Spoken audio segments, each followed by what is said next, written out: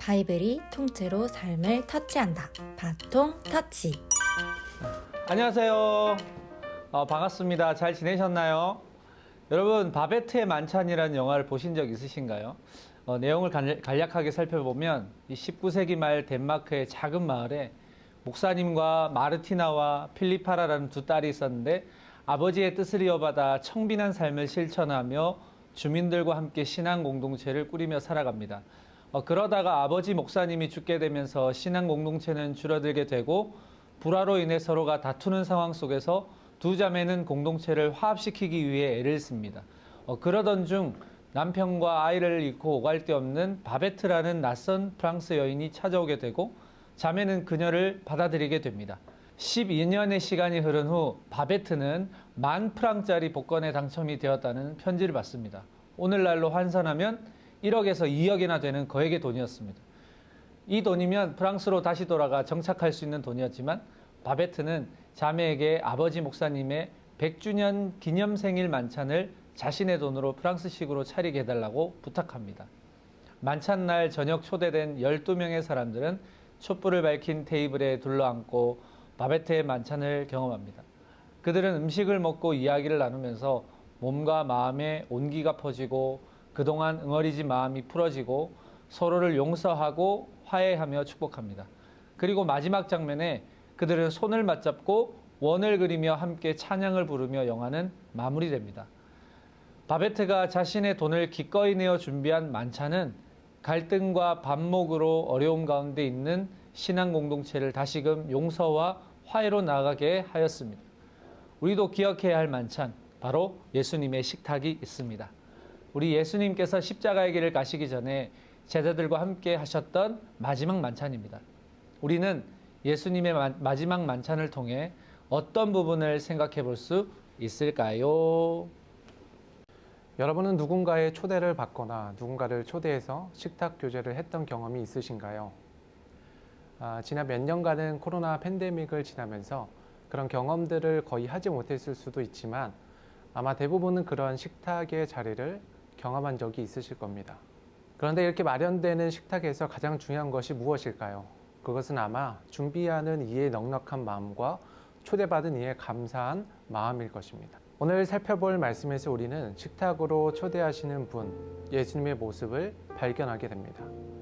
유월절이 가까이 다가왔을 때 예수님께서는 베드로와 요한을 보내시면서 우리를 위하여 유월절을 준비하여 우리로 먹게 하라 라고 말씀하십니다. 그리고 유월절의 음식을 먹을 객실은 성내에서 만나게 될 사람이 준비한 다락방에서 준비하라고 말씀하시고 베드로와 요한은 이에 순종하여 유월절을 준비합니다. 그렇게 준비된 유월절 식탁에 예수님께서는 제자들과 함께 둘러앉으셔서 이렇게 말씀하셨습니다. 내가 고난을 받기 전에 너희와 함께 이 유월절 먹기를 원하고 원하였노라. 이 표현은 사복음서 중에서 누가복음에만 기록이 되어 있습니다. 예수님께서 고난을 당하시기 전에 유월절 식사를 하시기를 심히 간절히 원하셨다라는 것이죠. 그리고 그 이유를 하나님의 나라가 이루어지기까지, 다시 말해 예수님께서 다시 오시기까지 유월절 식탁에 또다시 앉지 않을 것이기 때문이라고 말씀하십니다. 예수님께서는 제자들과 함께 먹는 유월절 식사를 통해 새로운 종말론적의 의미를 부여하십니다. 이는 유월절 식사가 단순히 이스라엘의 출애굽을 기념하는 날만이 아니라 메시아를 통한 새로운 구원을 고대하는 날이라는 점을 생각해 보게 합니다. 예수님께서는 유월절 식탁에서 제자들에게 잔과 떡을 주시면서 말씀하십니다. 이것을 갖다가 너희끼리 나누라. 이것은 너희를 위하여 주는 내 몸이라. 너희가 이를 행하여 나를 기념하라. 이 잔은 내 피로 세우는 새 언약이니 곧 너희를 위하여 붓는 것이니라. 예수님께서는 이렇게 제자들에게 서로 잔을 나누라는 명령을 하십니다. 그리고 떡을 떼는 것과 감사의 기도로 식사가 시작됩니다. 예수님이 주시고 제자들은 그것을 나누며 먹습니다. 또한 예수님은 음식을 잡수신 뒤에 나누신 축복의 잔 또한 새롭게 풀어주십니다. 이 식사에서 먹고 마시는 것은 그저 고통스러운 것이 아니라 예수님이 걸어가신 길을 상징합니다. 예수님께서는 식탁 가운데 함께하는 제자들을 위해서 그리고 그것을 기억하는 우리를 위해서 희생제물이 되어 주신 것입니다. 그래서 마가복음 10장 45절에는 인자가 온 것은 섬김을 받으려 함이 아니라 도리어 섬기려 하고 자기 목숨을 많은 사람의 대속물로 주려 함이니라 라고 말씀합니다. 그것을 통해 제자들과 그리고 우리들은 새 언약에 참여하는 자들이 되도록 하시는 것입니다. 오늘을 살아가고 있는 우리는 예수님께서 제자들과 마지막으로 함께 하신 식탁, 마지막 만찬을 기억하고 기념합니다. 우리를 위하여 십자가의 죽음을 통해 온전한 대속물로 내어주시기 위해 이 땅 가운데 신 예수님께서는 예수님의 구원하심을 통하여 새 언약, 새로운 백성이 되어야 할 모든 이들을 위해서 식탁을 마련하시고 초청하셨습니다. 여러분 생각해보면 도입에서 이야기했던 바베트의 만찬과 예수님께서 마지막으로 초청하신 마지막 만찬이 조금은 닮아 있지 않나요? 우리는 단 한 번의 만찬을 위해 만프랑을 사용했던 바베트의 모습에서 온 인류의 죄를 구속하기 위해 근본 하나님의 본체이심에도 불구하고 하나님과 같이 되시지 않고 인간의 몸을 입고 죽기까지 복종하셨던 온전한 대승물이 되어주신 예수님의 모습을 발견할 수 있을 것입니다. 그래야 식탁에 초대된 자들이 용서와 화해로 나왔던 것처럼 예수님의 식탁에 초대된 이들 또한 예수님을 통하여 구속의 은총을 경험하게 될 것입니다. 그리고 그 구속의 은총은 어느 하나 배제됨 없이 부여받는 환대의 초청임을 기억해야 할 것입니다.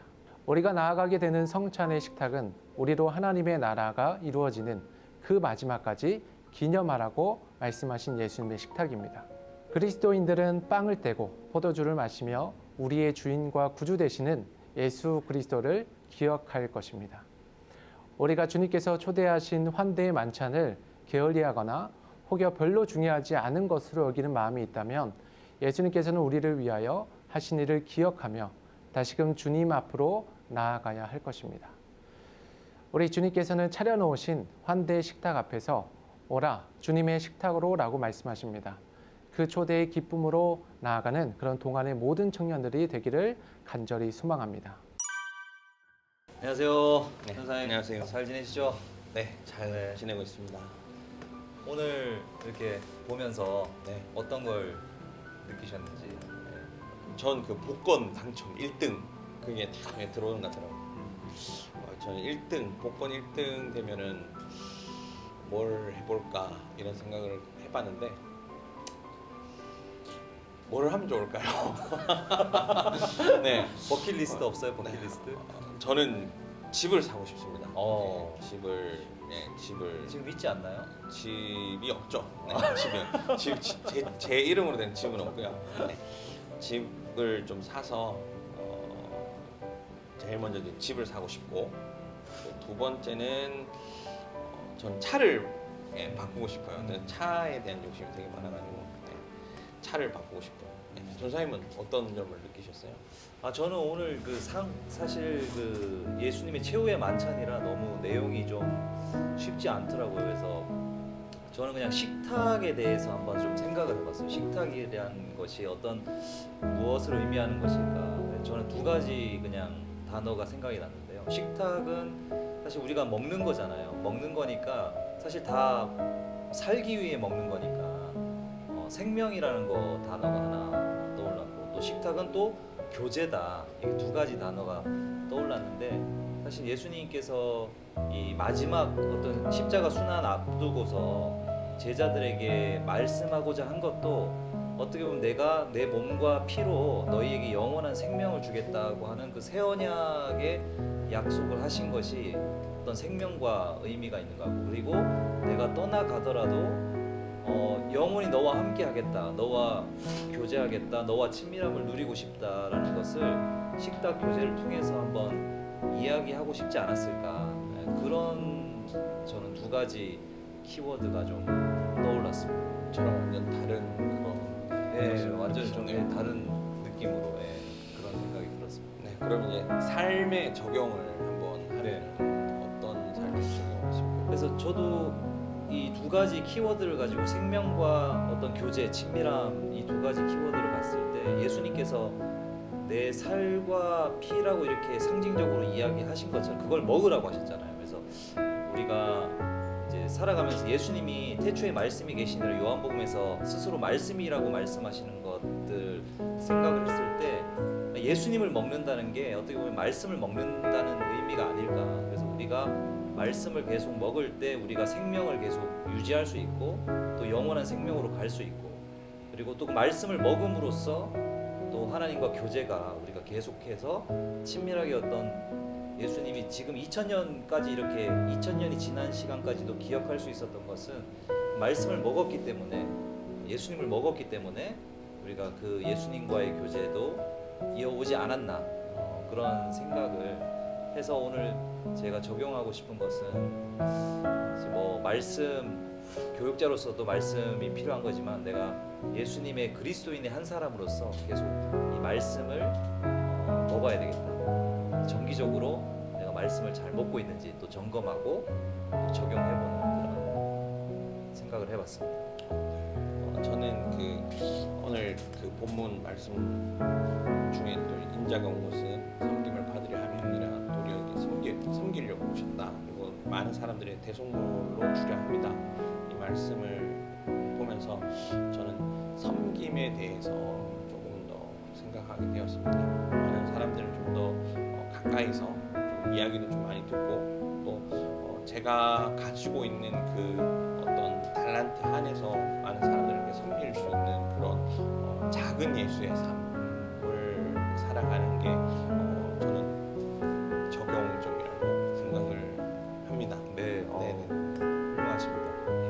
오늘 딱 키워드 2개 나왔네요. 섬김과 말씀.